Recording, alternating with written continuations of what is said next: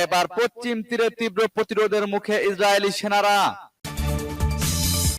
আরো বিস্তারিত জানিয়ে দিব। এদিকে বড় ধরনের সামরিক মহড়া চালিয়েছে ইরান। এবার লেবাননে যুদ্ধবিরতি চুক্তি লঙ্ঘন, ইসরায়েলি সেনার গুলিতে নিহত অন্তত 3 জন। এদিকে আইএস কে সংগঠিত হওয়ার সুযোগ দিচ্ছে পাকিস্তান, দাবি তালেবানের। আরো জানিয়ে দিব, এবার রাশিয়ার অত্যাধুনিক সু-35 যুদ্ধ বিমান কিনল ইরান। এদিকে ইরানের হয়ে গুপ্তচর বৃত্তি, ইসরায়েলের 2 সেনা গ্রেপ্তার।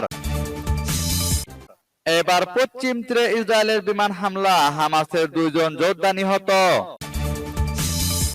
এবং সর্বশেষে জানিয়ে দিব, এদিকে যুক্তরাষ্ট্রে আয়রন ডোম বানাতে চান ডোনাল্ড ট্রাম্প, দাবি রিপোর্টে। শুনছিলেন সংবাদ শিরোনাম, এখন বিস্তারিত। তবে তার আগে অনুরোধ থাকবে এই ভিডিওতে একটি লাইক দিন এবং কমেন্টস করে জানিয়ে দিন আপনি কোন জেলা থেকে বা কোথায় থেকে আমাদের সাথে যুক্ত রয়েছেন।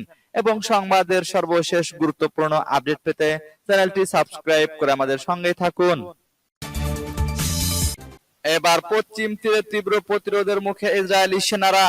পশ্চিম তীরের ফিলিস্তিনি প্রতিরোধ বাহিনী তুলকাম এবং জেনিনের বিভিন্ন এলাকায় ইসরায়েলি বাহিনীর বিরুদ্ধে লড়াই চালিয়ে যাচ্ছে। তাদের প্রতিরোধের মুখে রীতিমতো হিমশিম খাচ্ছে দখলদার বাহিনীটি।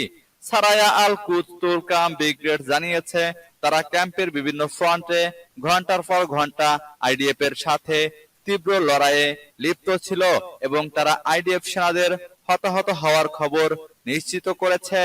আল আকসা শহীদ ব্রিগেড নিশ্চিত করেছে, তারা তুলকাম ক্যাম্পে ইসরায়েলি সেনাদের মুখোমুখি হয়েছিল, যেখানে তারা সুহাদা পাড়া, মাকাতা অক্ষ এবং আল আল মুরাব্বাব অক্ষে ভয়াবহ সংঘর্ষে লিপ্ত হয়েছে। তাদের পক্ষ থেকে ফিলিস্তিনি সূত্রগুলো পশ্চিম তীরের উত্তরে তুলকাম শিবিরে প্রতিরোধ এবং আইডিএফ এর মধ্যে ভয়াবহ সংঘর্ষ অব্যাহত রয়েছে।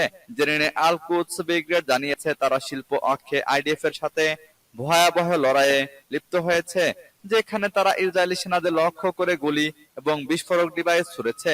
সেখানেও নিশ্চিত হতাহতের ঘটনা ঘটেছে। এদিকে বড় ধরনের সামরিক মহড়া চালিয়েছে ইরান।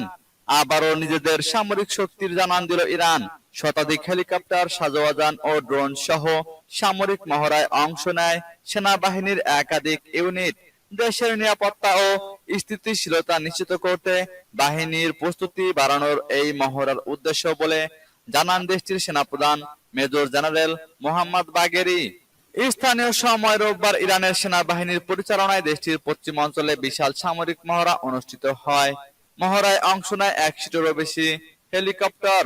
প্রথম পর্যায়ে ব্যবহৃত হয় 205, 206, 209 এবং 214 মডেলের একাধিক হেলিকপ্টার। দীর্ঘদিন ধরে অকেজো থাকা এই হেলিকপ্টারগুলোকে আধুনিকায়নের মাধ্যমে পুনরায় চালু করা হয়েছে। এছাড়াও এই মহড়ায় অংশ নেয় 35তম ব্রিগেড। এছাড়াও এই মহড়ায় অংশ নেয় 35তম বিশেষ ব্রিগেড, 55তম এয়ারবোর্ন ব্রিগেড, 181তম সাজোয়া ব্রিগেড, সেনাবাহিনীর এভিয়েশন ইউনিট, ইলেকট্রনিক যুদ্ধ ব্যাটালিয়ন এবং ড্রোন সহ অন্যান্য বিশেষ ইউনিট। ইরানের কেরমানশাহ প্রদেশের কাসর-ই-শিরিন এলাকার নাফত শহরে আয়োজিত এই মহড়ায় উপস্থিত ছিলেন ইরানের সেনাপ্রধান মেজর জেনারেল মোহাম্মদ বাগেরি। দেশের নিরাপত্তা ও স্থিতিশীলতার বিরুদ্ধে যেকোনো হুমকি মোকাবেলায় বাহিনীর প্রস্তুতি বাড়ানোই এই মহড়ার উদ্দেশ্য বলে জানান তিনি। এবার লেবাননে যুদ্ধবিরতি চুক্তি লঙ্ঘন, ইসরায়েলি সেনার গুলিতে নিহত অন্তত 3 জন। যুদ্ধবিরতি চুক্তির অধীনে ইসরায়েলি বাহিনী প্রত্যাহারের দিন দক্ষিণ লেবাননে কমপক্ষে 3 জনকে হত্যা করে আইডিএফ। এই হামলায় অন্তত 31 জন নিহত হয়েছেন। রোববার এক প্রতিবেদনে কাতার ভিত্তিক সংবাদ মাধ্যম আল জাজিরা এ তথ্য জানায়। লেবাননের জনস্বাস্থ্য মন্ত্রণালয় জানিয়েছে যে ইসরায়েলি বাহিনী কমপক্ষে 2টি সীমান্ত শহরে সাধারণ নাগরিকদের লক্ষ্য করে গুলি চালায়, বিশেষ করে যখন ওইসব নাগরিকরা তাদের গ্রামে ফিরে যাওয়ার চেষ্টা করছিল। একই দিন সকালে ইসরায়েলি সামরিক মুখপাত্র আবিচাই আদ্রাই দক্ষিণ লেবাননের 60টিরও বেশি গ্রামের বাসিন্দাদের উদ্দেশ্যে একটি বার্তা জারি করেন।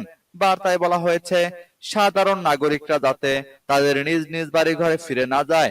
ইসরায়েলি এই হত্যাকাণ্ড গত বছরের নভেম্বরে সম্পাদিত একটি যুদ্ধবিরতি চুক্তির সরাসরি লঙ্ঘন। চুক্তির অধীনে রোববার লেবানন থেকে ইসরায়েলি বাহিনী প্রত্যাহার করার কথা ছিল। ইসরায়েলি প্রধানমন্ত্রী নেতানিয়াহু লেবাননকে দায়ী করে বলেছেন, হিজবুল্লাহ সীমান্ত অঞ্চল থেকে পর্যাপ্ত পরিমাণে সরে যায়নি। অন্যদিকে লেবানন এই দাবি অস্বীকার করেছে এবং ইসরায়েলকে সময়সীমা মেনে চলার আহ্বান জানিয়েছে। এদিকে আইএস কে সংগঠিত হওয়ার সুযোগ দিচ্ছে পাকিস্তান, দাবি তালেবানের। পাকিস্তান ও আফগানিস্তানের সীমান্ত অঞ্চলে দুই দেশের সীমান্ত রক্ষীদের মধ্যে সাম্প্রতিক সময়ে রক্তক্ষয়ী সংঘর্ষের ঘটনা বেড়েছে। পাল্টাপাল্টি এমন হামলা দেশ দুটির মধ্যে দ্বিপাক্ষিক সম্পর্ক বজায় রাখতে চ্যালেঞ্জ হয়ে দাঁড়িয়েছে। এমন পরিস্থিতিতে ইসলামিক স্টেট আইএস ও বেশ কিছু জঙ্গি সংগঠন পাকিস্তানের বিভিন্ন অঞ্চলে ঘাঁটি তৈরি করেছে বলে অভিযোগ করেছে আফগানিস্তানের তালেবান সরকার। তাদের দাবি, কিছু উপদলের সহযোগিতায় বেলুচিস্তান এবং খাইবার পাখতুনখাওয়ার বিভিন্ন উপজাতীয় অঞ্চলে ঘাঁটি তৈরি করে নতুন করে আবার নিজেদেরকে সংগঠিত করছে ইসলামিক স্টেট আইএস। আফগানিস্তান ভিত্তিক গণমাধ্যম খামা প্রেস জানিয়েছে, গত 22 জানুয়ারি তালেবান সরকারের কেন্দ্রীয় নিরাপত্তা এবং শুদ্ধি বিষয়ক কমিশনের বার্ষিক রিপোর্টে আইএস কে পাকিস্তান সরকারের সহযোগিতার এ অভিযোগ করা হয়। ওই প্রতিবেদনে বলা হয়, রাষ্ট্রদ্রোহী এবং দেশের শান্তি বিনষ্টকারী দলগুলোকে আফগানিস্তান থেকে উৎখাত করা হয়েছে। তবে ওই সংগঠনগুলোর প্রধানরা প্রতিবেশী দেশে পালিয়ে গিয়ে পাকিস্তানের পরোক্ষ মদদে আবার নিজেদের সংগঠিত করার চেষ্টা করছে। এবার রাশিয়ার অত্যাধুনিক সু-35 যুদ্ধ বিমান কিনল ইরান। সামরিক সক্ষমতা বাড়ানোর জন্য রাশিয়ার কাছ থেকে সুখোই সু-35 মডেলের অত্যাধুনিক যুদ্ধ বিমান কিনেছে ইরান। খাতাম উল আনবিয়া কেন্দ্রীয় সদর দপ্তরের ডেপুটি কোঅর্ডিনেটর আলী সাদমানি সোমবার এ তথ্য জানিয়েছেন। তবে যুদ্ধ বিমানগুলো ইরানকে সরবরাহ করা হয়েছে কিনা তা স্পষ্ট করেননি সাদমানি। তিনি বলেন, সামরিক সরঞ্জামের উৎপাদন বেড়েছে, পুরনো সিস্টেমগুলো অবসরে পাঠানো হচ্ছে এবং আধুনিক ও আপডেটেড সিস্টেমগুলো সেখানে প্রতিস্থাপন করা হচ্ছে। তিনি বলেন, যখনই প্রয়োজন হবে আমরা আমাদের বিমান স্থল ও নৌবাহিনীকে শক্তিশালী করার জন্য সামরিক সিস্টেম ক্রয় করি।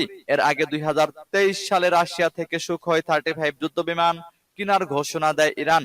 চলতি মাসের শুরুর দিকে ইরান ও রাশিয়া একটি ব্যাপক কৌশলগত অংশীদারিত্ব চুক্তি সই করেছে। এই চুক্তি দুই দেশের মধ্যে সম্পর্ককে আরো জোরদার করেছে। এদিকে ইরানের হয়ে গুপ্তচর বৃত্তি, ইসরায়েলের 2 সেনা গ্রেপ্তার। অর্থের বিনিময়ে ইরানের হয়ে গুপ্তচর বৃত্তির অভিযোগে ইসরায়েলি বাহিনীর 2 সদস্যকে গ্রেপ্তার করা হয়েছে। দেশটির পুলিশ এবং শিনবেট সিকিউরিটি সার্ভিস সোমবার এ তথ্য জানিয়েছে। খবর টাইমস অফ ইসরায়েলের।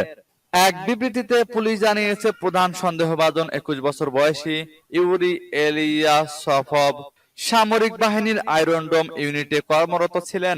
তিনি ক্ষেপণাস্ত্র প্রতিরক্ষা প্রযুক্তি সম্পর্কে অত্যন্ত সংবেদনশীল তথ্য ইরানিদের কাছে পাচার করেছেন।